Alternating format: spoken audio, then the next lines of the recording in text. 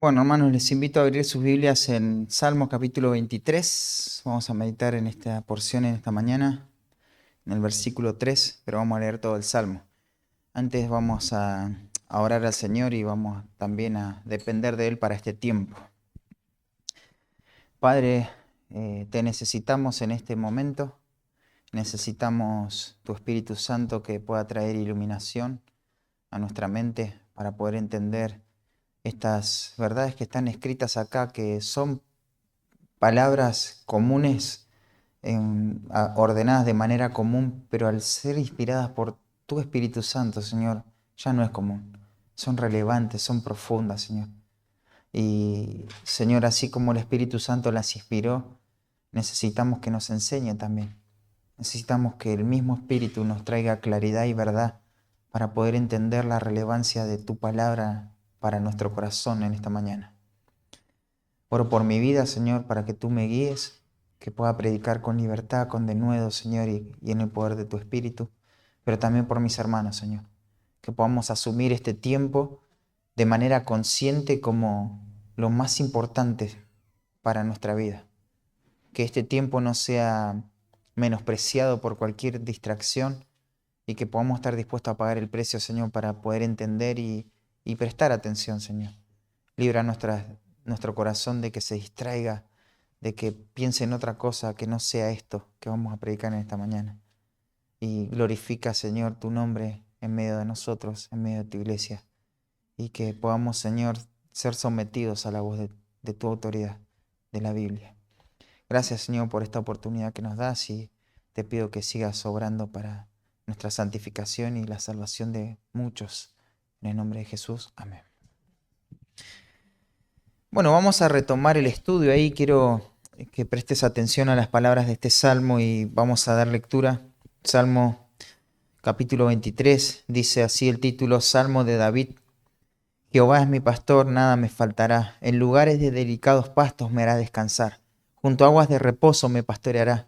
Y este es el versículo que vamos a estudiar. Confortará mi alma, me guiará por sendas de justicia, por amor de su nombre. Aunque ande en valle de sombra de muerte, no temeré mal alguno, porque tú estarás conmigo. Tu vara y tu cayado me infundirán aliento. Aderezas mesa delante de mí, en presencia de mis angustiadores. Unges mi cabeza con aceite, mi copa está rebosando. Ciertamente el bien y la misericordia me seguirán todos los días de mi vida, y en la casa de Jehová moraré por largos días. Te dije que cuando empezamos a estudiar este salmo tenía mis dudas en cómo encarar el estudio y pensaba, bueno, son 6 versículos y la verdad es que la sencillez de estas palabras y el cuadro que va a utilizar el autor es bastante práctico y claro, y podríamos predicarlo en un solo sermón y poder absorber el sentido original del texto. Y después otra alternativa era ir versículo por versículo, y esa al final elegimos ese camino porque en la introducción nos fuimos un poquito largo. Entonces, estamos en ese proceso, ¿no? Al final de toda la lección, yo quiero predicar de vuelta al Salmo, pero todo completo. Y vas a ver que hay una diferencia sustancial en recibir todo el peso del Salmo de una en el mismo lapso de tiempo. Pero cuando empezamos a estudiar este salmo, también te mencioné que este es un salmo que está en unidad con otros salmos y está en el mismo flujo de pensamiento o el desarrollo de ideas que el Salmo 22 y el Salmo 24, y este está en el medio, ¿no? Esta es una trilogía de salmos que tienen que ser vistos de forma panorámica bajo la perspectiva del pastor. El Salmo 22, estuvimos gastando bastante tiempo ahí, nos van a mostrar la pasión de un pastor que entrega su vida por las ovejas. Y ese es el pastor sufriente, pero el pastor que finalmente va a venir a reinar. El Salmo 23 nos muestra cómo este buen pastor pone su vida por las ovejas, las protege a sus ovejas. No se le va a perder ninguna, porque él tiene un cuidado sin igual. Y el Salmo 24 nos va a presentar el cuadro final del pastor, el príncipe de los pastores, viniendo a buscar a su iglesia para reinar. La idea central de este salmo que estamos estudiando, recordemos que se van a exponer los beneficios de la protección y el cuidado de Dios sobre sus hijos para que ellos puedan descansar en Él, para que podamos confiar en Dios. Todo lo que se dice en este salmo tiene que darnos confianza ante el Dios que tenemos, ¿no? Así que el título pretende abarcar las dos ilustraciones que nos da el Salmo. Por un lado se habla de un pastor, pero por otro lado se habla de un hospedador. Así que el título es Confía en el gran pastor y hospedador. El versículo 1 vimos cómo comienza todo, ¿no? Definiendo la naturaleza de Dios. Así que su naturaleza, su carácter, nos da contentamiento. Saber quién es Dios tiene que hacer que nuestra vida quede totalmente satisfecha. Jehová es mi pastor, nada me faltará, ¿no? Y es algo sencillo, pero a su vez que nos da estos beneficios de que nada nos va a faltar, también asevera quién es Dios. Empieza con esta palabra Jehová, ¿no? Y ahí vimos algunas cosas en cuanto a su persona y por eso podemos reconocer que Él nos protege. Pero el versículo 2 vimos algo muy práctico y es que su fidelidad nos da descanso. Su fidelidad me hace descansar, ¿no? Es un cuidado detallado el que Dios tiene. Así que Él se está preocupando por mí, Él es fiel en guardar mi vida y yo no tengo por qué preocuparme. Y tenemos sobradas exhortaciones en la Escritura que nos prohíben esto y lo ven como un pecado. No se preocupen, no se afanen, no tengan temor. ¿Cuántas veces Cristo le dijo a los discípulos estas palabras, no? No temáis. Y eso llega a nosotros haciendo eco de este salmo y tenemos que entender que su fidelidad nos hace descansar. Y aunque nosotros seamos infieles, como muchas veces lo somos, podemos saber que Dios no se desquita con nuestra infidelidad, ¿no? Porque la Biblia dice que aunque seamos infieles, Dios permanece fiel. Claro, porque esto tiene que ver con su carácter inmutable. Pero el versículo 3 dice, confortará mi alma, me guiará por senda de justicia, por amor de su nombre. Meditemos en ese texto, hermanos. Acá, para resumir la idea, sería que la causa de su voluntad me santifica. Hermanos, si estamos en esta vida, también estamos viviendo bajo una realidad, que es el pecado. Algunos todavía, claro, bajo el dominio y la condenación del pecado. Si ese es tu caso, tu problema es serio, porque si no vas en fe y arrepentimiento, humillándote delante del Salvador, lo que te espera es la condenación eterna. No importa lo que hagas, importa que no tenés la persona más importante en tu corazón, y es a Cristo. Así que te animo y te exhorto a poder arrepentirte del pecado.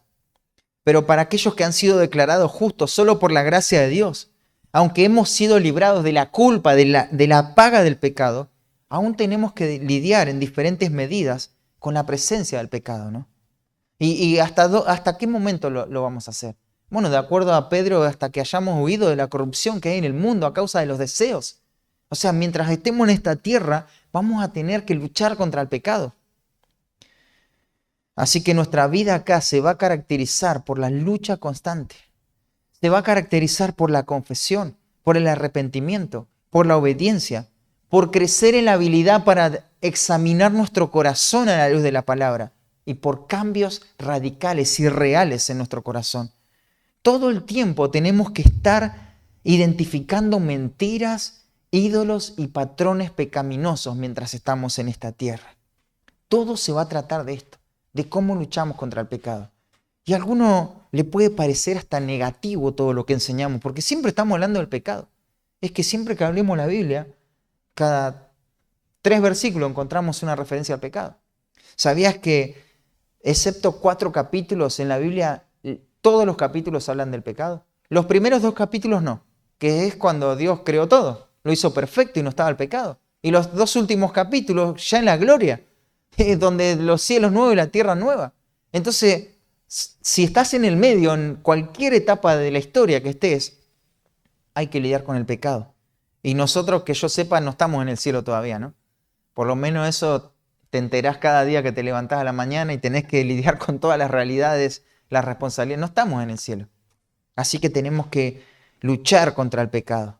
Los que hemos sido declarados justos debemos estar en un proceso de santificación constante y progresiva. Esta santificación se trata de cómo vamos caminando nuestra vida a la luz de lo que Dios quiere, dejando todos los patrones, todas las inclinaciones del viejo hombre, renovando nuestra mente y vistiéndonos con lo que somos, con nuestra verdadera identidad. Y lo que somos, lo somos en Cristo, ¿no? Así que, aunque estamos frente a la presencia del pecado, el pecado sigue siendo una realidad en varias medidas, necesitamos constantemente la restauración. Creo que se bajó el volumen. ¿Lo puedes subir un poquito? ¿O está muy fuerte? Ah, estaba muy fuerte. Listo. Ya me sentía muy cómodo así. Bueno, entonces, lo que va a hacer el Salmo va a indicar cómo nuestro gran pastor se ocupa no solamente de nuestro cuidado material, físico, sino de nuestro bienestar espiritual. Él no solamente nos da contentamiento y satisfacción en nuestra vida, sino que Dios, la prioridad de Dios es santificar nuestra alma. Tenemos que entender eso de entrada, hermanos. La prioridad de Dios, la prioridad más grande que Él tiene sobre nuestra vida, es que seamos santos. Es que caminemos a la luz de aquello que hemos profesado creer. Por eso es que el punto este tiene que ver con que la causa de su voluntad me santifica. Y ya vamos a ver a qué nos referimos con esta causa, pero todas las causas, incluyendo su voluntad, es su gloria, es su misma gloria. De manera que tengo que perseguir la gloria de Dios. Tengo que estar consumido por un deseo de honrar el nombre de Dios. Porque en la proporción en la que yo persigo la gloria de Dios, en esa misma proporción va a ser la realidad de mi santificación. No voy a poder madurar más de lo que yo me ocupo de buscar que Dios sea honrado. Y ese es el efecto que produce vivir para la gloria de Dios, ¿no? Alguien me puede decir, sí, yo todo lo que hago lo pienso para la gloria de Dios. Qué mentira que es eso en tu vida si no veo que estás madurando. Si veo que los mismos patrones de pecado están gobernando tu vida, es mentira lo que estás diciendo. No vivís para la gloria de Dios.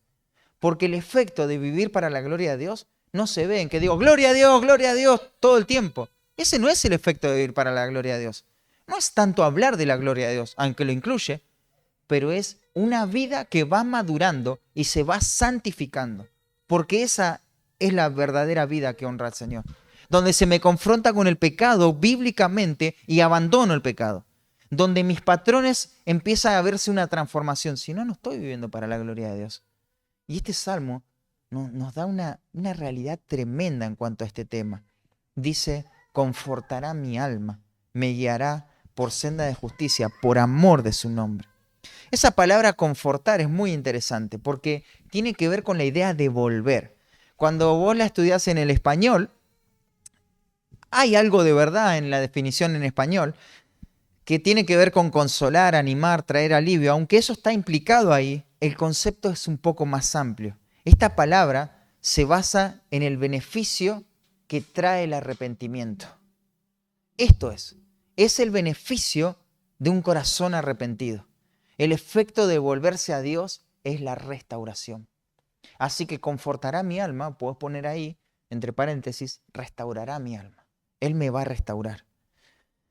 Quiero ampliarte un poquito más este concepto. El término hebreo que se usa acá en el Antiguo Testamento para arrepentimiento es, la palabra hebrea suena algo así como suf o shuf. El significado más básico es volverse o es regresar. Los estudiosos piensan que mejor que cualquier otro verbo, este verbo combina en sí mismo los dos requisitos del arrepentimiento, que es apartarse del mal y después regresar al bien. Es hacer lo bueno, ¿no? Dejar el camino malo para seguir el camino bueno.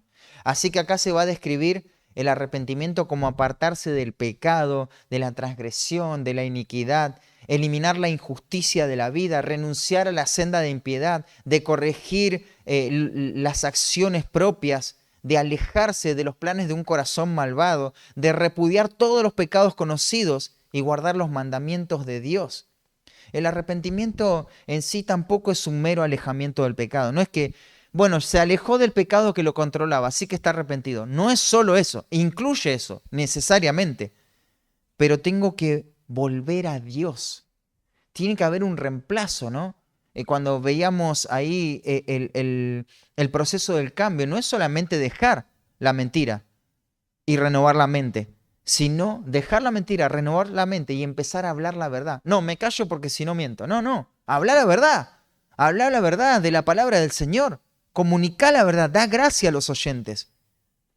No es solamente me aguanto la ira, ¿no? Cuando estoy enojado y no quiero, mira, no voy a expresar ira porque la ira es pecado, así que mejor me aguanto. No te digo nada porque me voy a enojar. No, eso está mal. Eso no es cambiar. Ahora me enojo menos, por tanto estoy cambiando. No, el cambio no está ahí. El cambio está en dejar el enojo, renovar la mente y mostrar bondad. A aquellas personas que yo decía que me hacían enojar, ahora les voy a mostrar amor, les voy a mostrar bondad, las voy a servir. Ahí, ¿qué pasa con el pecado? Empieza a morir. Y claro, te empieza a doler eso, ¿no? Porque vos decís, con soportarlo ya está. Ya para mí es un logro. Pero el cambio bíblico no es soportarlo nada más. Es cómo le voy a mostrar bondad. Cómo le voy a mostrar favor a esa persona. Así que esto es el arrepentimiento. Y esta palabra me confortará mi alma. Tiene que ver con este arrepentimiento. Donde yo ahora busco vestirme, donde busco el favor de Dios. Donde también voy a temblar ante la bondad de Dios. Y me siento obligado, inducido a reconciliarme con Él. Donde ahora quiero desechar los ídolos del corazón y comprometerme solamente con adorar al Dios vivo. Eso es. Entonces el arrepentimiento incluye un cambio que resulta en obediencia. Requiere que el pecador se convierta ahora de su mal camino. No es algo que puede postergar. Y que pueda caminar las obras que Dios quiere, guardar los mandamientos, la ley de Dios. Claro, este arrepentimiento nunca es algo que hago por fuera, ¿no? Sino que empieza con una realidad que Dios está cambiando en mi corazón. Empieza el cambio desde adentro. Es pasar de un camino a otro, caminar en otra dirección, de norte a sur, de este a oeste. Es otra cosa. Y el camino a la restauración comienza por el arrepentimiento genuino que se produce en el alma. Así empieza. No empieza con cosas que yo voy a cambiar por fuera. Empieza con un arrepentimiento genuino que se produce en el alma. ¿Querés que Dios restaure tu vida? ¿Querés que Dios cambie esos patrones, que Él restaure tu corazón? Bueno, empieza con el arrepentimiento. ¿Y dónde empieza ese arrepentimiento? Bueno, decime lo que tengo que hacer. No, empieza en el corazón, donde yo reconozco el pecado delante de Dios. Debemos reconocer, hermanos, que cuando hay un problema que se presenta en nuestra vida, ¿cuál es nuestra tendencia? Buscar soluciones superficiales que me saquen del apuro, que me traigan alivio en el momento. Pero Dios, como nuestro pastor, Él quiere hacer una obra radical y llevarnos al corazón. Él quiere tratar con nuestro corazón. Él es nuestro pastor y Él dice, confortará mi alma, ¿no? Y esto es lo que tiene que pasar en nuestro corazón, ¿no? No tenemos que buscar, bueno, ¿cómo ahora yo me voy a sentir mejor con esto? ¿Sabes? La prioridad de Dios no es que vos seas feliz. No es que yo sea feliz. La prioridad es que seamos santos. Lo más importante para Dios no es que puedas sonreír hoy. Ah, que la gracia de Dios, porque sonríe la persona. No, es que adores. Esa es la prioridad de Dios.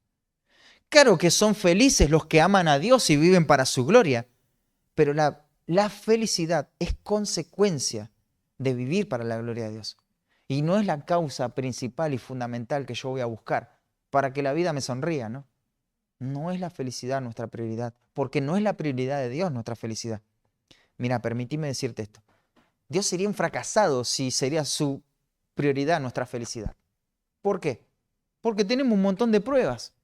Tenemos un montón de cosas que nos sacan la felicidad. Hay un montón de circunstancias. Mirá los catálogos de sufrimiento de Pablo, ¿no? O sea, por lo menos con Pablo falló. Porque si Dios quisiera que Pablo sea feliz, mirá todo lo que tuvo que pasar. Así que la prioridad tiene que ser otra. La prioridad es la santidad. Es cambiar el alma. Es el corazón. Y claro, hay dicha ahí. Hay felicidad, hay bienaventuranza. Pero por humillarse delante de Dios y por buscar la santidad. Por buscar la santidad. ¿De qué otra forma una persona podría encontrar la dicha en esta vida si no es buscando al Señor? Si no es buscando lo que el Señor quiere. No vamos a poder ver al Señor, no vamos a poder tener una relación con Dios si no cambiamos eso en nuestra mente, en nuestro corazón, ¿no? Por esa razón, cuando algo en nosotros no está funcionando bien, no basta con cambiar una conducta externa, algún hábito, alguna costumbre, que está bien cambiarlo igual, pero no basta solo con eso. Y pensar que todo está solucionado porque ahora tomé esta decisión, ordené estos horarios. ahora mi ánimo está bien, por eso todo está bien. Como ahora yo me siento bien, ahora debo estar agradando al Señor. Por eso me siento bien. No tiene que ver con eso. Dios quiere llevarnos al arrepentimiento. Y el arrepentimiento por el pecado nunca se ha visto sin dolor. Siempre hay un llanto por el pecado. Hay que clamar por auxilio, reconocer nuestra propia incapacidad para poder cambiar y que Dios nos cambie de adentro hacia afuera, hermanos amados. Eso es lo que tenemos que anhelar. ¿Por qué no me duele este pecado? ¿Por qué si el texto dice confortará mi alma? Él me va a traer, me va a volver así, me va a llevar de un camino malo a un camino bueno. ¿Por qué quiero solamente un alivio momentáneo? Confortará mi alma. Esto no es solamente pasar de una emoción negativa ahora a una emoción positiva. Esto es una obra profunda que Dios realiza en el corazón de manera activa, constante, donde todo el ser de una persona es cambiado. Es pasar de las tinieblas a la luz. ¿Y en qué se parecen las tinieblas a la luz? En nada, en nada. El principio general, en el principio general, Dios dice que produce y concede el arrepentimiento para la restauración del alma, ¿no? Claro, lo produce inicialmente en la salvación, pero no es la única forma y la única vez que lo hace. Todo el tiempo en el proceso de la santificación, Dios empieza a producir ese arrepentimiento para vida.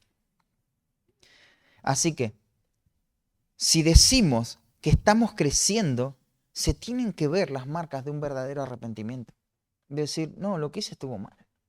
Pequé delante del Señor. Y mi pecado se llama así. Mi pecado se llama de esta manera porque la Biblia lo describe así. Y necesito pedir perdón. Pero se tiene que ver esa obra de Dios en nuestra vida. Quiero darte algunas marcas del verdadero arrepentimiento de forma sencilla. Sé que de este tema hemos hablado, pero el verdadero arrepentimiento comienza con la confesión de pecado. A Dios, con la confesión del pecado a Dios. Tengo que decir lo mismo que Dios dice de este pecado. No lo que me conviene, lo que me gusta, sino lo que Dios dice de este pecado. Debo admitir delante de Dios el pecado. Todo pecado es contra Dios. Y tenemos que mirar la verdad de la Escritura para llamarle con nombre y apellido a ese pecado. No es aburrimiento, es insatisfacción de un corazón que no está pleno en Cristo. Así que así con cada cosa negativa que decimos que tenemos, llamarle como Dios le llama, ponerle nombre y apellido, porque Dios nos puede restaurar del pecado, pero tenemos que saber que es del pecado.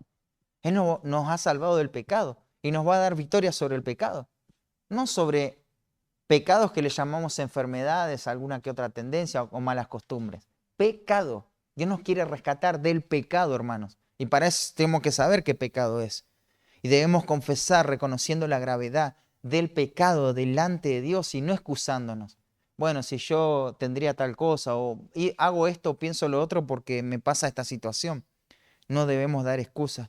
Nuestro corazón tiene que estar dolido, no solo porque el pecado nos quitó cosas, nos trajo consecuencias que no queremos, obviamente eso nos duele, pero no es la única razón del dolor, sino la razón principal tiene que ver con que nosotros estamos atentando contra la santidad de Dios.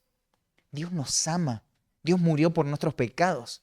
Y ahora cuando estamos pecando deliberadamente como hijos de Dios, estamos despreciando esa sangre preciosa con la que hemos sido santificados. Estamos poniendo nuestro pie sobre la cabeza del Hijo y diciendo que nosotros gobernamos, porque decidimos hacer ese pecado. A nadie le pasa que pecó, decidimos pecar. El pecado es una decisión que tomamos cuando estamos en Cristo. Claro, cuando no tenemos a Cristo, lamentablemente vas a pecar. No tenés capacidad para hacer otra cosa. Vas a pecar todo el tiempo. No podés obedecer a Dios. Así que prácticamente sos esclavo, en realidad, absolutamente sos esclavo del pecado. Pero ahora en Cristo tenemos otra capacidad y el pecado en el creyente es una decisión que la hace de forma deliberada. Podríamos no pecar. Ayer hablábamos mucho sobre eso con un hombre. Podríamos no pecar. Cada vez que somos tentados podríamos decidir no pecar. Pero decidimos pecar. Y tenemos que arrepentirnos por eso. Y confesarle a Dios todo lo que es nuestro pecado. Y capaz decimos, bueno, yo puedo reconocer que, pero no me duele tanto. Bueno, confesarle a Dios también esa frialdad en tu corazón. Y quédate confesando esa frialdad y ese pecado hasta que te empiece a doler el pecado. hasta que puedas reconocer quién es el Dios con el que atentaste con ese pecado. Pero debemos estar ahí, no apresurarnos en la confesión si hay frialdad de corazón. Y debemos hacerlo de esa manera. No podemos tratar con liviandad nuestro pecado, o porque no estamos entendiendo el pecado lo trataríamos así, o no entendemos contra quién hemos pecado. Dios es un Dios santo y el pecado es grave delante de Él. El arrepentimiento verdadero se ve en la confesión delante de Dios, pero se ve en la confesión delante de un hermano. Esto es sustancial, hermanos. No es que basta con que yo le digo a Dios y ya a nadie más. ¿Quiénes son las personas para que yo le cuente mis debilidades? Es lo que Dios dejó instituido. Esto es para recibir restauración. Dios diseñó el cuerpo para esto. La iglesia es para esto, para que batallemos juntos contra el pecado. No tenemos que aislarnos en una confesión de pecado y dejar aparte, afuera el cuerpo de Cristo. Tenemos que entender que no podemos ser restaurados si el cuerpo no sabe. ¿Qué va a hacer por nosotros el cuerpo? ¿Cómo van a orar por nosotros para que nos mantengamos firmes en el momento de tentación, para que luchemos contra el pecado? ¿Cómo van a clamar, interceder por nosotros si no lo confesamos de manera honesta delante de nuestros hermanos? Y ya hemos estudiado muchos textos que nos muestran esto, ¿no? Santiago capítulo 5 dice, confesad vuestras ofensas. La palabra ahí es amartía, es pecado. Confesad vuestros pecados los unos a los otros para que seáis sanados. Ahí es santificados, salvados del pecado que esclaviza. Hermanos, nadie se restaura solo. Pues si no, yo le voy a confesar a Dios y voy a tomar decisiones y me voy a restaurar solo. No creas esa mentira de que vas a poder solo. No lo vas a poder hacer. Tu pecado se hace un amo de tu vida cuando no lo expones. Y cuando confesas el pecado, no esperes solamente que te escuchen con atención, sino acepta lo que te van a decir por causa de tu pecado. Espera que alguien te hable la verdad en amor, está bien, pero no esperes que te pregunten, che, ¿estás pecando en esto? No, andá y confesalo. Y aún la inmadurez de la persona a la que se lo confesaste, busca personas maduras para confesar tu pecado. Pero aún si vos notás inmadurez, no digas, bueno, desde ahora no voy a decir más nada porque mirá lo que hicieron. No importa eso, vos hiciste lo correcto. Vos hiciste lo correcto con el pecado, no lo ocultaste. El creyente verdadero, hermanos, no oculta el pecado. El que oculta el pecado es del maligno, es un hipócrita, que está fingiendo ser cristiano. Pero el creyente verdadero no oculta el pecado. Eso a mí me hace temblar y me hace examinarme. ¿Ya he confesado delante de Dios todos los pecados y delante de mis hermanos? ¿Las personas que me conocen pueden ver todo lo que hay en mi corazón? Porque es un asunto grave este, ¿no? No solamente el verdadero arrepentimiento se ve en la confesión, sino que se ve en cómo se van a tomar medidas radicales para matar el pecado. Toma cualquier decisión que tengas que tomar para matar el pecado de raíz. No escatimes. No, porque acá voy a perder plata, tiempo, prestigio, imagen. No escatimes nada. Lo más importante es que tengas victoria sobre el pecado. Jesús, ¿qué dijo? Si tu mano derecha te es ocasión de caer, hablando en una hipérbole, no una exageración, para que entendamos las medidas radicales, cortala. Porque si vos no cortás con el pecado, significa que amás el pecado y lo querés conservar al pecado. ¿Y cuál va a ser tu final si vos tenés un patrón de una vida religiosa pero que vive amando y conservando esos pecados secretos? El infierno. Jesús dijo eso, ¿no? Todo tu cuerpo puede ser echado en el infierno por no tomar cartas en el asunto. Y claro, la salvación es por gracia, es por medio de la fe, pero se evidencia en una persona que está luchando correctamente con el pecado. Así que hay que tomar la decisión que hay que tomar, por más que me echen del trabajo, me bajen el sueldo, pierda más tiempo, mi reputación quede por el piso, si el cielo ya lo sabe. Y al que tenemos que rendir cuentas es a Dios. Qué ingenuo que somos muchas veces en querer guardar nuestros pecados delante de otros pecadores, ¿no? Si ellos también son pecadores. Y esto es un medio de gracia que Dios dejó para la restauración. Pero una de las cosas que hicimos a la mañana, alimentar tu corazón con esperanza. No es para la confesión para que nos quedemos abatidos, derrotados, porque ahí empieza la carne también, ¿no? Todo el tiempo vemos todo lo malo y no hay victoria, parece, en nuestra vida. Esa es obra de la carne también, hermanos. Tenemos que llenar nuestro corazón con la esperanza real que nos provee las Escrituras. De eso hablamos bastante a la mañana. Pero Proverbios 28:13, mira la esperanza que te da. El que encubre sus pecados no prosperará, pero el que los confiesa y se aparta, alcanzará misericordia. O sea, no dice el que los confiesa, bueno, se le viene la noche porque va a ser destruido.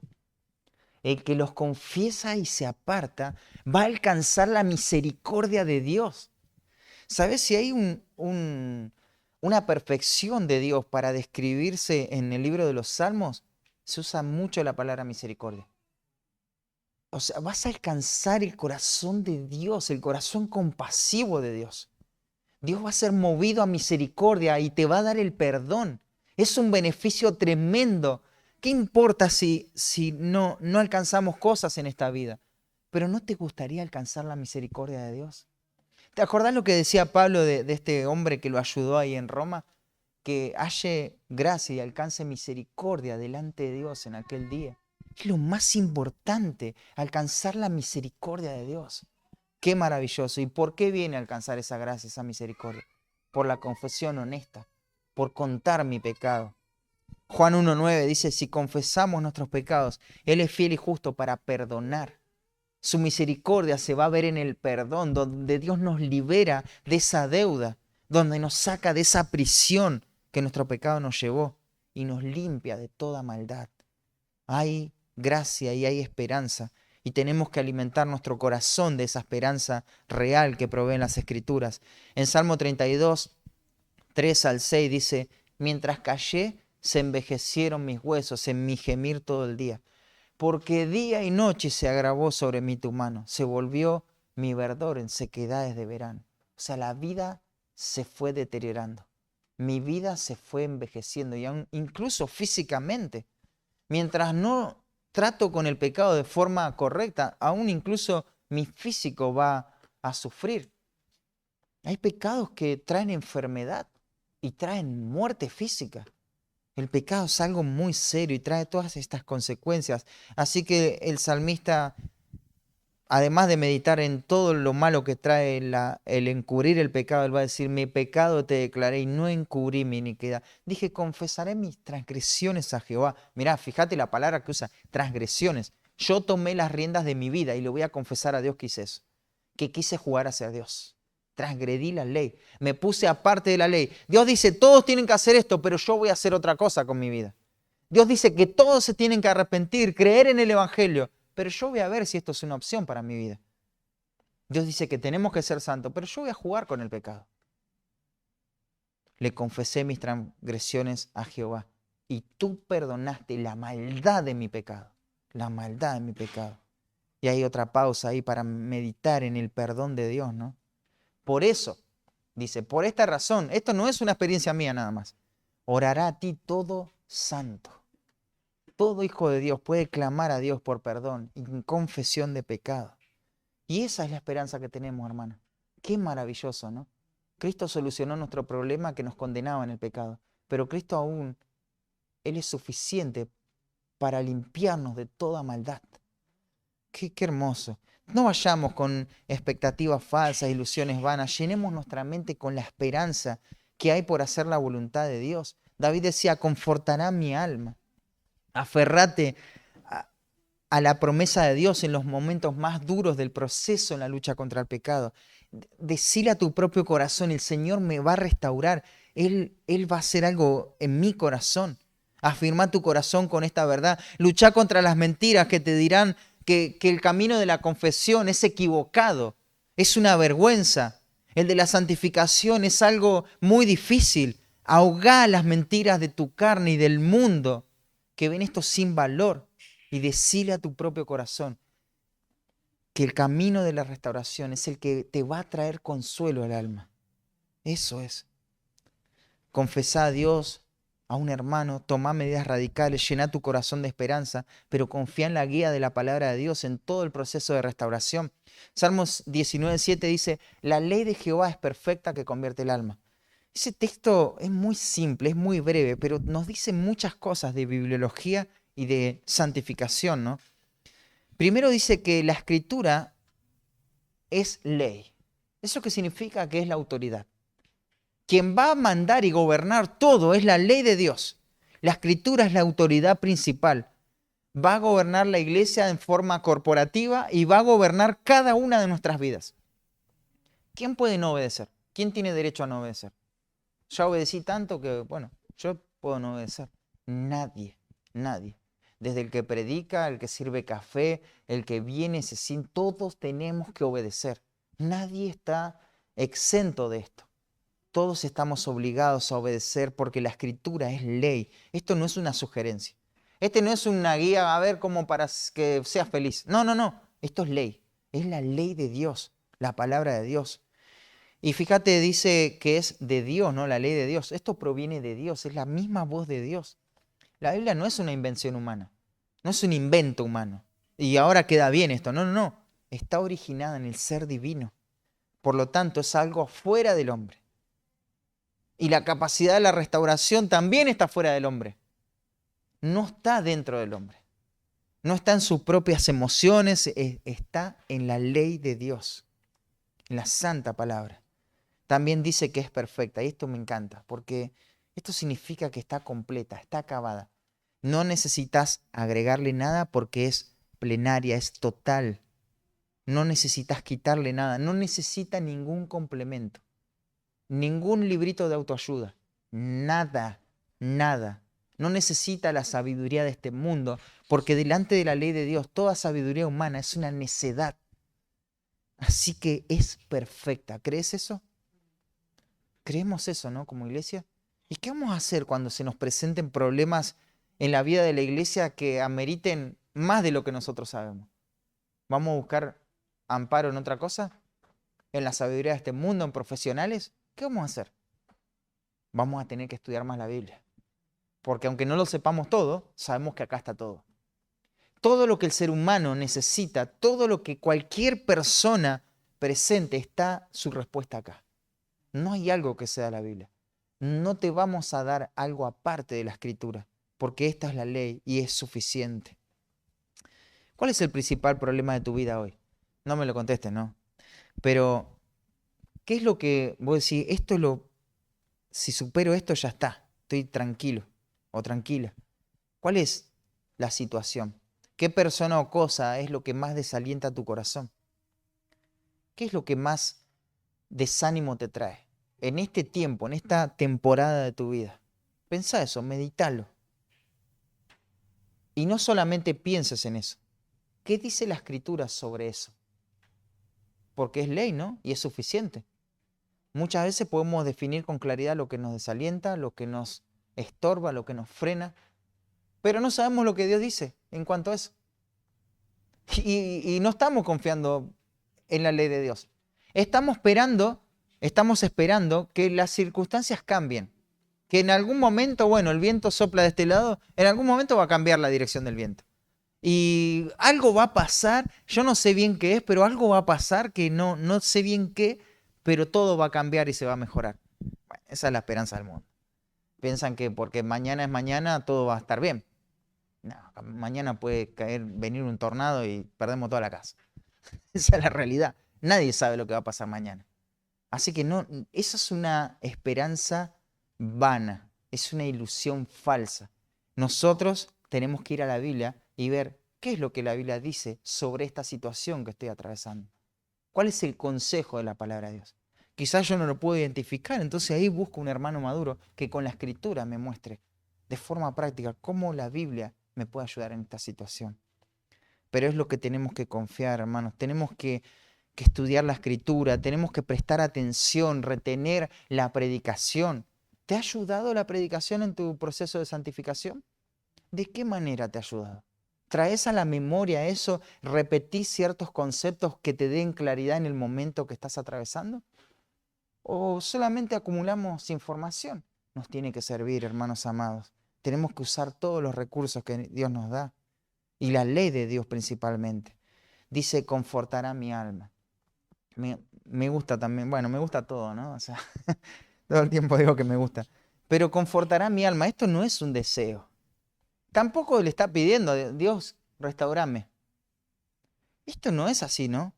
¿Cómo se indica esto? Como una realidad. Esto es un hecho concreto. Acá está diciendo, confortará mi alma.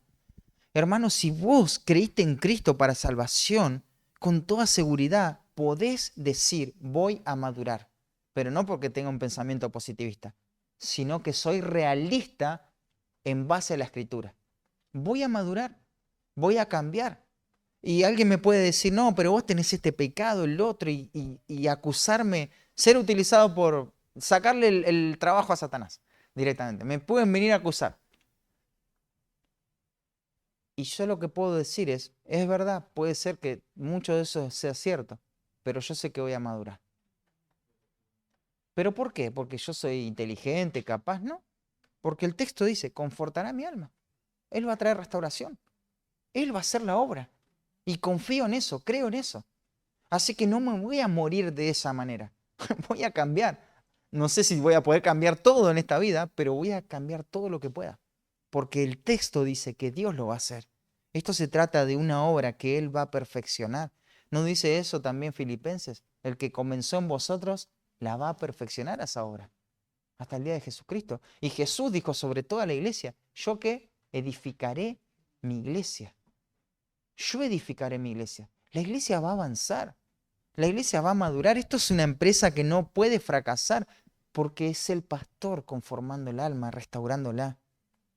Así que si nuestra vida no está madurando de forma progresiva, si estamos estancados, esto tiene que traer un sacudón fuerte.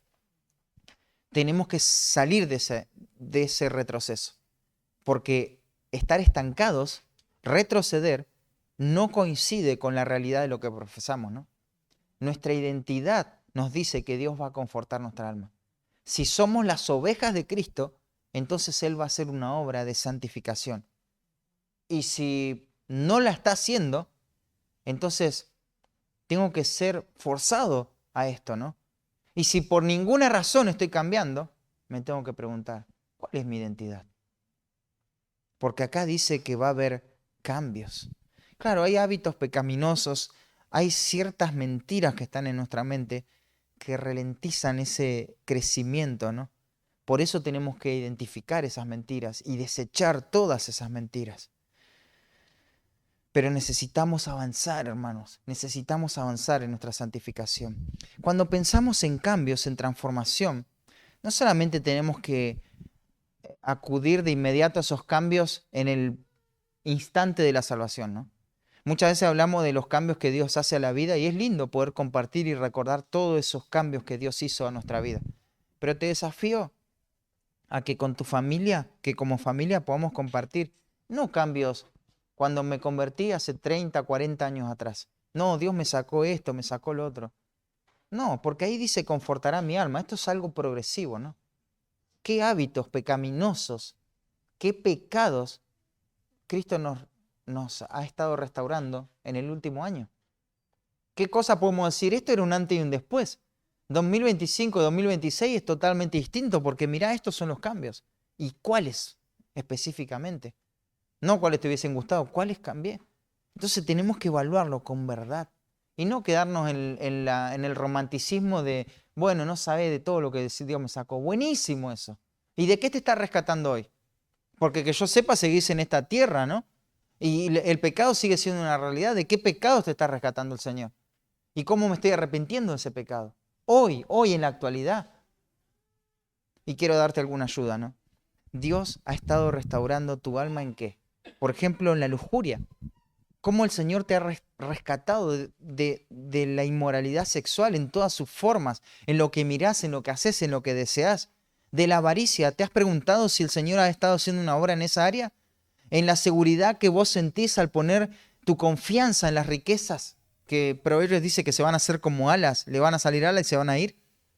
Es un deseo controlador lo que se ve en tu vida, que te impide no gastar un centavo de más en todo el tiempo. Cada cosa que compras, ¿vas a comprar un sachet de leche? No, averigüé en 5 lugares para ver cuánto. No digo que desperdicies, pero vas a comprar un kilo de pan, no vas a comprar un auto. Y a veces lo filtramos todo. ¿Cuánto vale acá? ¿Y cuánto? Un tornillo. No, Pacífico no, porque te cobra caro. Un tornillo. ¿Cuánto te puede salir caro un tornillo? Comprame a mí igual.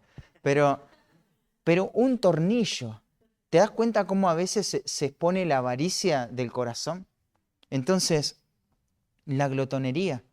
Bueno, la verdad es que la comida era mi refugio y me proporcionaba ese alivio, ¿no? Pero ¿cómo pudiste avanzar en eso? En la mentira. Cuando usas expresiones que no coinciden con la realidad, decís cosas para quedar bien, para que tu imagen crezca, pero no es real. En los malos pensamientos, jugar a leer la mente o las intenciones del otro. Este me dijo esto por esto. Seguro tenía la intención tal.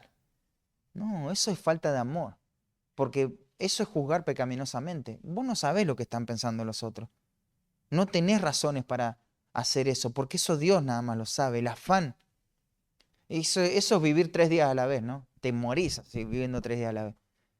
Atormentado por lo que hice ayer, preocupado por hoy, presionado con todas las ocupaciones de hoy y afanado por el mañana.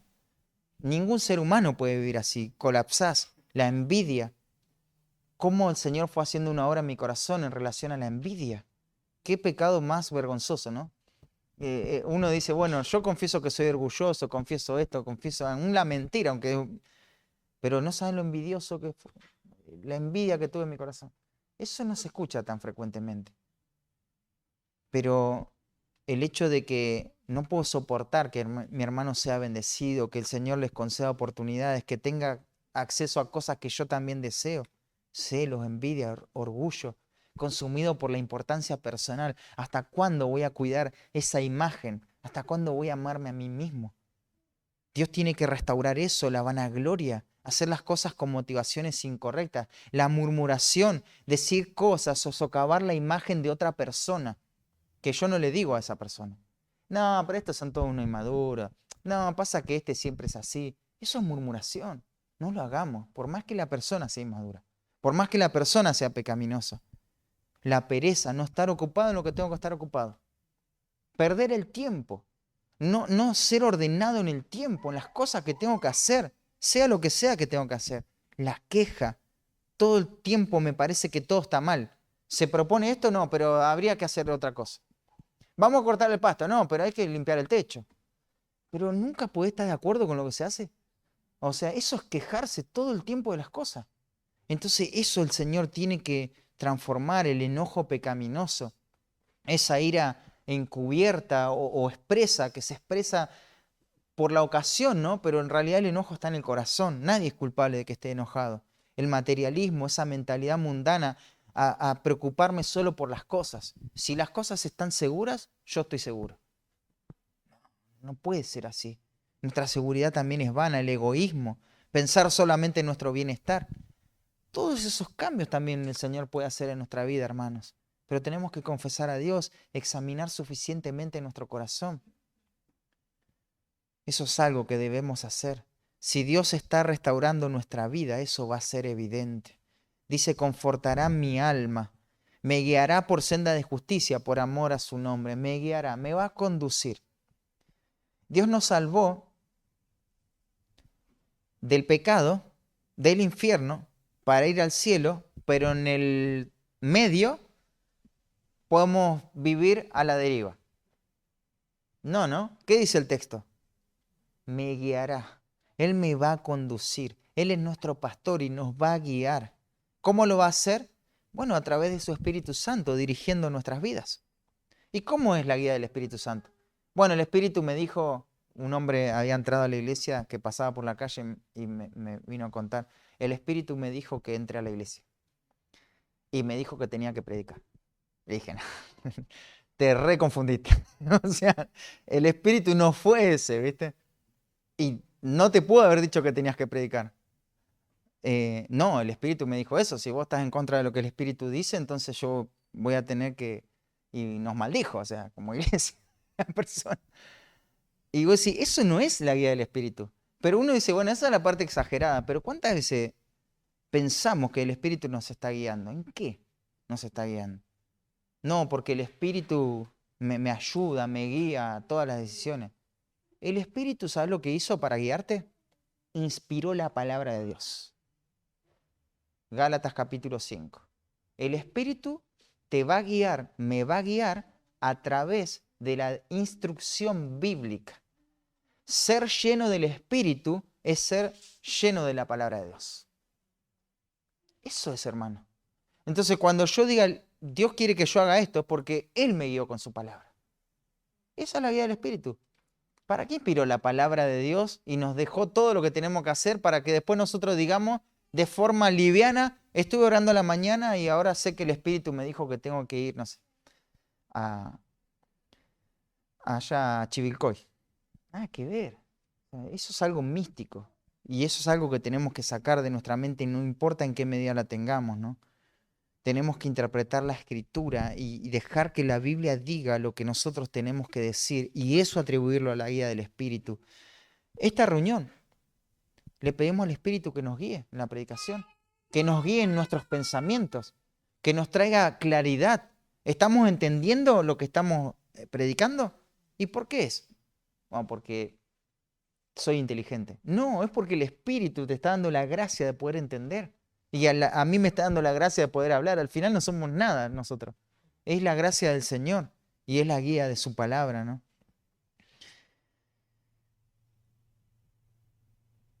Ahora, ¿cómo sé si el Espíritu me está guiando? ¿Qué evidencia va a haber? ¿Cuál es el fruto del Espíritu?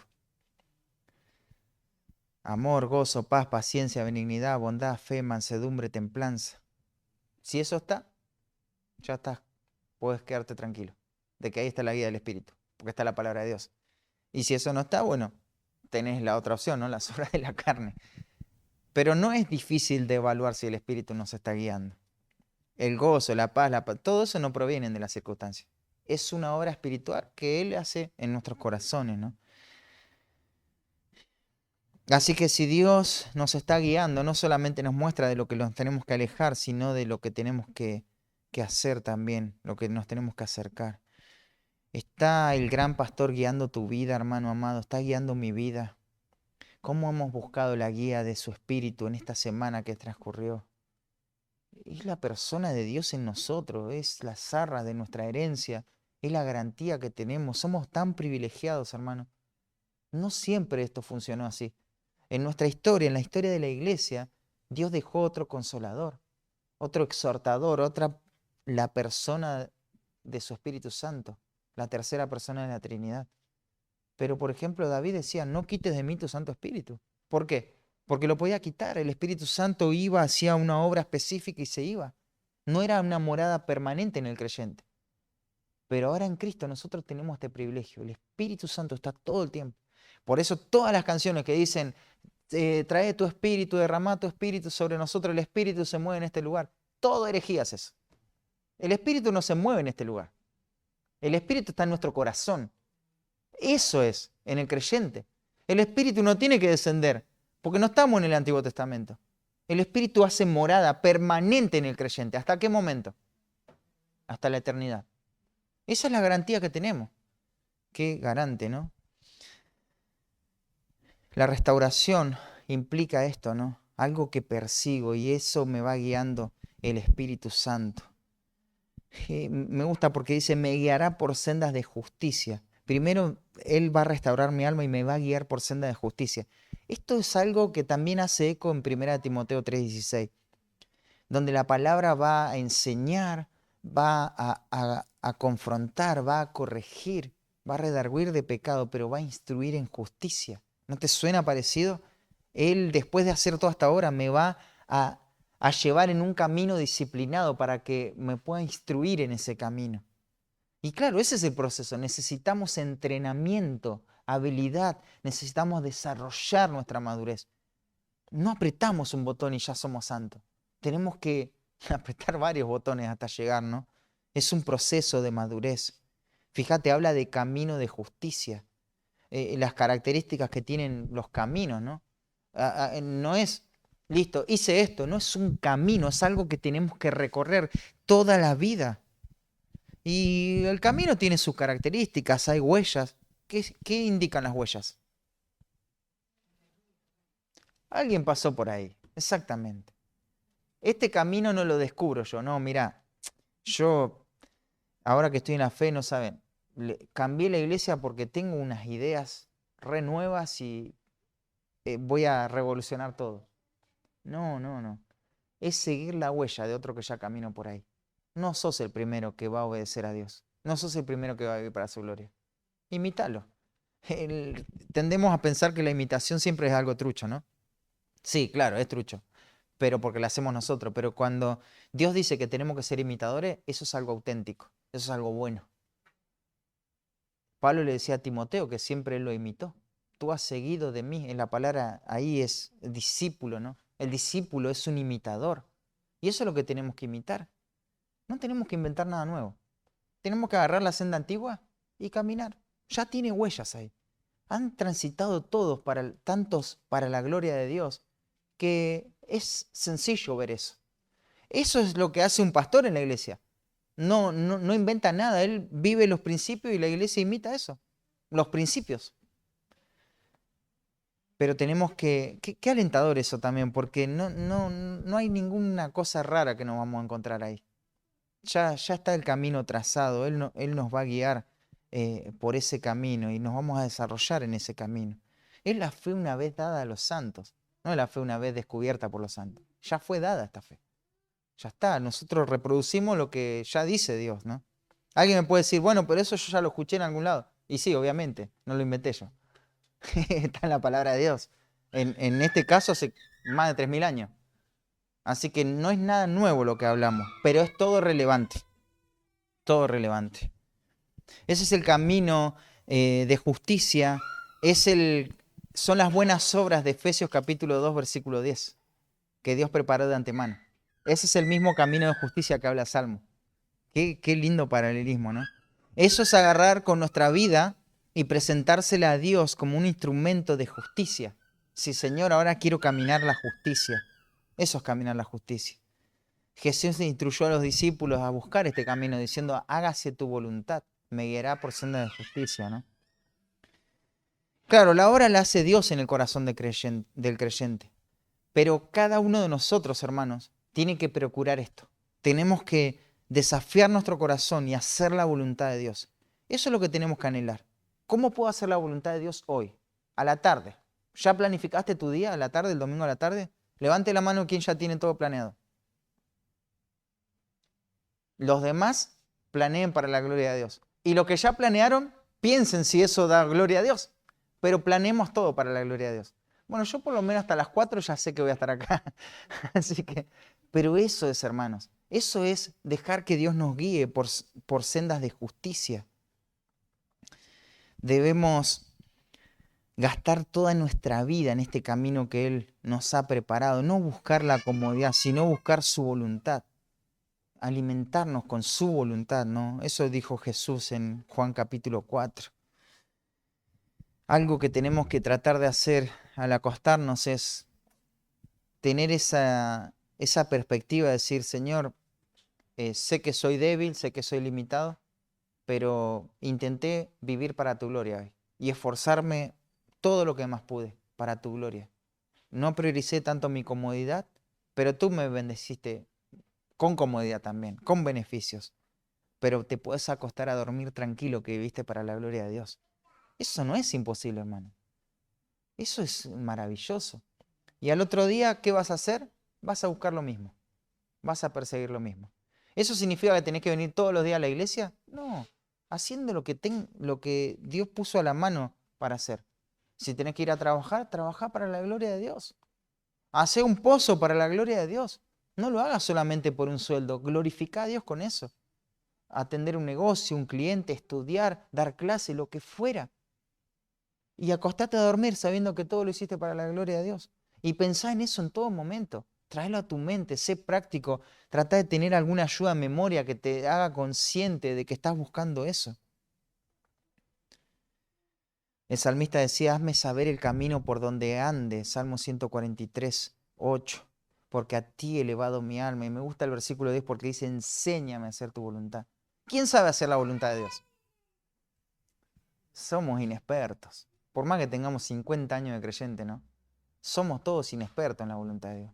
Y le tenemos que pedir a Dios que nos enseñe a hacer su voluntad. Y dice, y tu buen espíritu me guíe. Va a decir el salmista, qué hermoso esto, ¿no? ¿Y por qué vamos a hacer todo esto? ¿Para qué vamos a hacer todo esto? Por amor de su nombre. Exactamente, hermana, para la gloria de Dios. El nombre de Dios es una referencia a quién es Dios en toda su perfección. Si vos te pones a enumerar todos el carácter de Dios y a describirlo, a clasificarlo, lo puedes resumir así: el nombre de Dios. Y el amor a su nombre es el amor a su gloria. Ese es el mismo sinónimo. Las escrituras enseñan que todo lo que hacemos tiene que exhibir la gloria de Dios. En todo, en cada cosa que hacemos, nuestra motivación tiene que ser la gloria de Dios. El Evangelio tiene su punto central ¿en qué? En la gloria de Dios, en la gloria de su nombre. Hay que ir a ser discípulo a todas las naciones porque Dios tiene que ser glorificado en todas las naciones. El nombre de Dios tiene que ser alabado en todo lugar. No importa en qué idioma hablen, todos tienen que alabar a Dios. Nuestra meta siempre tiene que ser el nombre de Dios. Su nombre debe producir alabanza, adoración, honra, temor, humildad, admiración, humillación, consagración, obediencia. Cuando escuchamos su nombre, debemos tener un profundo pesar por el nombre de Dios. ¿Te acordás cuando los israelitas estaban perdiendo la batalla ahí contra los de Jai? Josué, su líder ahí, rompe sus vestidos, echa polvo sobre su cabeza. Y él se lamenta y dice: ay, Señor Jehová, Israel dio la espalda a los enemigos. Ahora todos los moradores de la tierra nos van a vencer. Y la pregunta que motiva todo ese pesar, ese dolor es: ¿qué harás tú a tu grande nombre? Señor, tu gloria está en juego acá. Si perdemos la batalla, bueno, está bien, pero ¿qué van a decir de tu nombre? Porque nosotros estamos poniendo en alto tu nombre. Esa era la preocupación de Josué. No que ellos pierdan, sino qué iba a pasar con el nombre de Dios, aquel que los sacó de Egipto. Ahora los iba a hacer morir ahí. Y esto es severo, es lo más importante, es el nombre de Dios.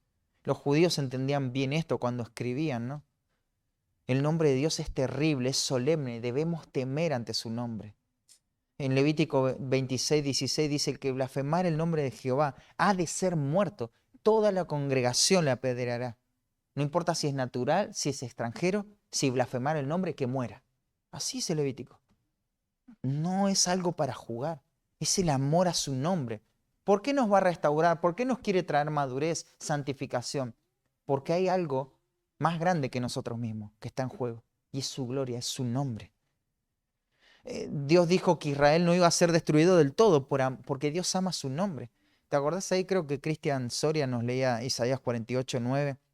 Dice: por amor de mi nombre diferiré mi ira para alabanza mía. O sea, yo no los voy a consumir por amor de mi nombre. Mi nombre no puede ser amancillado, deshonrado. Y Él va a traer gloria a su nombre. Me gusta también el medio hermano del Señor, Santiago, cuando le escribe a la iglesia ahí dispersa en el imperio. Ellos estaban intentando sobrevivir, pero estaban haciendo todo tipo de cosas. Algunas eran legítimas y otras pecaminosas. Estaban teniendo actitudes muy parecidas a las del mundo. ¿Y en qué se veía esto? En que no estaban amando a su hermano.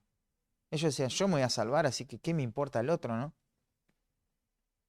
Sálvese quien pueda, ¿no? Pero eso no vive el creyente. El creyente, como dice 1 Juan 3:16, tiene que estar dispuesto a dar su vida por el hermano. Si no, no puede morar el amor de Dios en él. Así que ellos se habían asociado y amigado con personas que se oponían al evangelio. ¿Y por qué ahora preferían a los ricos? Porque querían obtener un beneficio, ¿no? Entonces le daban los primeros lugares. Sentate vos aquí en buen lugar. Y vos quedate de pie si sos un pobre, ¿viste? Entonces vení vos todos los beneficios, ¿no? Porque querían obtener algo, ¿no?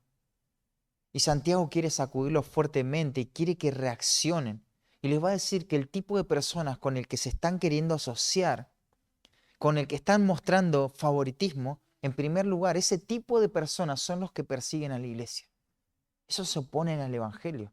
¿Ustedes quieren obtener un beneficio de esa gente que no ama a Dios, que no ama a la iglesia, que la menosprecia, que la acusa falsamente? Qué tremendo que es asociarse con personas que menosprecian la iglesia. Y acá hago un paréntesis, ¿no? No te expongas a conversaciones de personas que hablan mal de esta iglesia, porque eso es algo terrible. Ellos están acumulando un juicio severo para sus vidas. Porque la Biblia dice que si alguno destruye el cuerpo, refiriéndose a la iglesia, Dios le va a destruir a él. No seas partícipe de eso. No le des tu oído a eso. Tiene que haber un celo por la verdad. No permitas que en tu presencia hablen mal de la iglesia, porque es la iglesia que Cristo ganó con su sangre. Es su novia. Pero hay algo, cerrando paréntesis, Santiago va a agregar algo clave al pasaje y los va a confrontar con esto. Y les va a decir de estos ricos, ¿no blasfeman ellos el buen nombre que fue invocado sobre vosotros? Ustedes confesaron este nombre y ellos los están blasfemando. ¿No les hace ruido esto? ¿No les llama la atención esto? ¿Van a ser indiferentes ante el nombre de Dios? No pueden asociarse con esas personas. No muestren favoritismo a ellos por algo que puedan obtener. Basta ya de eso. Hermanos, no arrojemos las perlas a los cerdos. Gente que deshonra el nombre de Dios, oremos por ellos, mostrémosle gracia. Pero hay un punto en el cual tenemos que cuidar el nombre de Dios y no permitir que sea deshonrado. No debemos ser parte en esa profanación. En Filipenses capítulo 2 se da este nombre que toda rodilla se tiene que doblar. El nombre de Cristo, ¿no? Así que la causa de su voluntad nos santifica, la causa es su gloria. Perseguí todo lo que honra y trae honor a Dios, y eso va a santificar tu vida. ¿Haces todo para la gloria de Dios? No levante la mano, ¿quién hace todo para la gloria? Nadie va a levantar la mano. Tristemente no hacemos todo para la gloria de Dios. El que diga que hace todo para la gloria de Dios, ya está mintiendo, por lo tanto no está honrando al Señor. Si todo haríamos para la gloria de Dios, ¿sabés lo que pasaría con nuestra vida espiritual? Crecería de manera exponencial. Y hasta ahora es fácil identificar el pecado, ¿no? Se ve claramente. O sea que no hacemos todo para la gloria de Dios. Y tenemos que arrepentirnos de eso. Y tenemos que empezar a practicar cómo puedo hacer todo para la gloria de Dios. Evaluemos todo lo que hacemos para la gloria de Dios. Cada cosa. Que nada intentemos disputar con Dios y su gloria. ¿Quiénes somos nosotros? Nadie. Así que evaluemos todo en base a ese pensamiento. Y quiero mencionarte algunas citas de algunas personas que han dado su ejemplo, que no están en la Biblia, pero vivieron para la gloria de Dios. Por ejemplo, Jonathan Edwards, un puritano de Estados Unidos, que él quería vivir para la gloria de Dios y había hecho 70 resoluciones en cómo hacerlo. Y es tremendo, ¿no? Y te quiero mencionar algunos elementos que encontré ahí. Él dice, resuelvo hacer todo cuanto considere que produzca mayor gloria de Dios. Resuelvo hacer esto sin importar cuántas dificultades se enfrenten ni cuán grande sea. Resuelvo no hacer jamás nada en alma o cuerpo, mayor o menor, que no tienda a la gloria de Dios, ni hacerlo ni permitirlo, si puedo evitarlo. Resuelvo no perder jamás un solo instante de tiempo sin aprovecharlo de manera más provechosa posible. Resuelvo examinar constantemente y cuidadosamente aquello en mí que provee la menor duda del amor de Dios y dirigir todas mis fuerzas contra ello. Resuelvo desechar todo aquello que disminuye mi seguridad en Dios. Resuelvo no omitir voluntariamente nada, a menos que su omisión sea para la gloria de Dios, y examinar con frecuencia tales omisiones. Resuelvo estudiar las Escrituras con tal constancia, frecuencia y dedicación que pueda percibir claramente mi crecimiento de su conocimiento. Esas eran algunas de las resoluciones de este hombre. Y otro hombre que muchas veces te lo mencioné, ahí estando en los últimos momentos de su vida, un hombre que había vivido para la gloria de Dios. Pero si le preguntabas te iba a decir, intenté hacer todo lo que pude, pero no siempre pude, ¿no? No son livianos en su respuesta. Hay confesión de pecado cuando está esta pregunta, pero es nuestro intento agradarle a Dios. Y él ahí, el Señor ya había hecho una obra en su corazón donde ya lo estaba preparando para su muerte, ¿no? Y él va a decir, mi cielo es agradar a Dios y glorificarlo, darle todo a Él y ser enteramente dedicado a su gloria. Ese es el cielo que anhelaba. Esa es mi religión, esa es mi felicidad y siempre la ha sido desde que tuve vida espiritual verdadera. Y todos los que son de esta convicción me encontrarán en el cielo. No voy al cielo para promoverme, sino para honrar a Dios. No importa dónde esté colocado en el cielo, si tengo un asiento alto o bajo allá, pero amar, agradar y glorificar a Dios es todo. Mi corazón se dirige a la sepultura. Me parece un lugar deseable. Pero, oh, si glorificar a Dios, eso es todo. Eso está por encima de todo. Y te menciono a otro autor conocido que se llamaba Spurgeon. Él decía, Dios debe tener el más alto motivo. Y no puede haber otros motivos concebibles más altos que su propia gloria. Él considera cuidadosamente el bien de sus criaturas, pero incluso el bien de sus criaturas es solo el medio para el fin principal, la promoción de su gloria. Entonces todas las cosas son para su beneplácito y para su gloria trabajan diariamente. Y el Catecismo Menor de Westminster plantea la famosa pregunta, ¿cuál es el fin principal del hombre? Y la respuesta es, el fin principal del hombre es glorificar a Dios y disfrutar de Él para siempre. Glorificar a Dios, vivir para su gloria y disfrutar de Él para siempre. Pero claro, todos estos ejemplos, aunque son profundos e impactan, son chicos comparados a este ejemplo, el ejemplo de Cristo. El mayor ejemplo es Él, porque Él sí vivió toda la vida para la gloria de Dios. No hizo nada, no dijo nunca una palabra que no honre y que no glorifique a Dios. No sonrió, no descansó, no durmió, no hizo nada que no glorificara a Dios. Era consciente al 100% en todo. Él vivió una vida perfecta para con su Padre y por eso el Padre dijo, este es mi Hijo amado. Yo me complazco en Él porque Él me glorifica. En Juan 1:14 dice que aquel verbo fue hecho carne y habitó entre nosotros y vimos su gloria. Y te va a decir algo más de la gloria. Gloria como del unigénito del Padre, lleno de gracia y de verdad. Una persona que vive para la gloria de Dios exhibe esto, la gracia, la compasión, la misericordia, pero la verdad, no la mentira. Y en Juan 17, esa oración intercesora, dice, estas cosas habló Jesús, levantando los ojos al cielo, dijo, Padre, la hora ha llegado, glorifica a tu Hijo, para que también tu Hijo te glorifique a ti. He manifestado tu nombre, fíjate ahí, tu nombre a los hombres que del mundo me diste, y les he dado a conocer tu nombre, y lo daré a conocer aún, para que el amor con que me has amado esté en ellos, y yo en ellos. Así que Jesús vivió para la gloria de Dios. Ese es el ejemplo máximo de alguien que pueda vivir para la gloria de Dios. Y por último, acompáñame ahí algo práctico, un llamado en Salmo 148, versículo 13. Terminemos de esta manera en esta mañana. Salmo 48, 148, 13 y Salmo 29, 2. Te los leo, dice, alaben el nombre de Jehová, porque solo su nombre es enaltecido. Su gloria es sobre tierra y cielos. Alaben el nombre de Jehová. Y Salmo 29, 2 es tremendo ese versículo. Y es un imperativo también.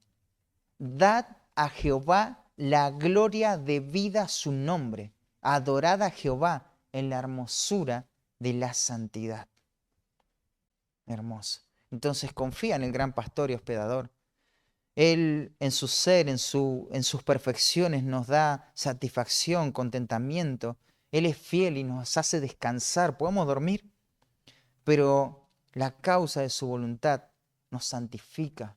Que nuestra búsqueda sea su gloria para ser santificado. Y esto no termina más, pero hay un algo más hay un himno que dice, Jesús, qué dulce nombre a los que te queremos. Siempre a tu amor real honor de gracia rendiremos. Jesús, qué dulce nombre, por él se ve que tú amas. Jesús, qué dulce nombre, nos habla de tu vida y tu poder en bien hacer, tu gloria conocida. Eso es lo que tenemos que buscar, alabar el nombre de Dios, que el nombre de Dios sea alabado. Nuestro culto, el centro de esta reunión es para alabar a Dios, pero que eso sea una realidad en cada cosa que hacemos, hermano. Gracias, Señor, por tu palabra bendita, Señor, por la fidelidad de tu palabra, porque realmente nos da esa esperanza, Señor. Qué lindo, Señor, saber que hemos depositado nuestra confianza en ti y ante tantas verdades que se nos predican domingo tras domingo, a veces pensamos, ¿cómo hacemos para aplicar todo? ¿Cómo hacer para vivir cada una de estas cosas, Señor? Y nos abruma tanta verdad y tanta realidad que somos perezosos, que hay muchas veces una apatía espiritual ante lo que tú pides de nosotros. Pero cuánto hace a nuestro corazón, cuánto nos conforta, Señor, saber que tú vas a restaurar nuestra alma, saber que tú vas a hacer la obra para tu gloria y que tú eres el que va a restaurar nuestra vida. Qué hermoso que es pensar en esa verdad, Señor. Podemos ver toda nuestra vida y decir, esto es lo que es ahora, pero Dios va a hacer una obra a través de su palabra, de la guía de su Espíritu, para su gloria. Así que confiamos en eso, Señor. Confiamos en esa promesa y pedimos que podamos hacer todo para tu gloria en este día. En el nombre de Jesús, amén.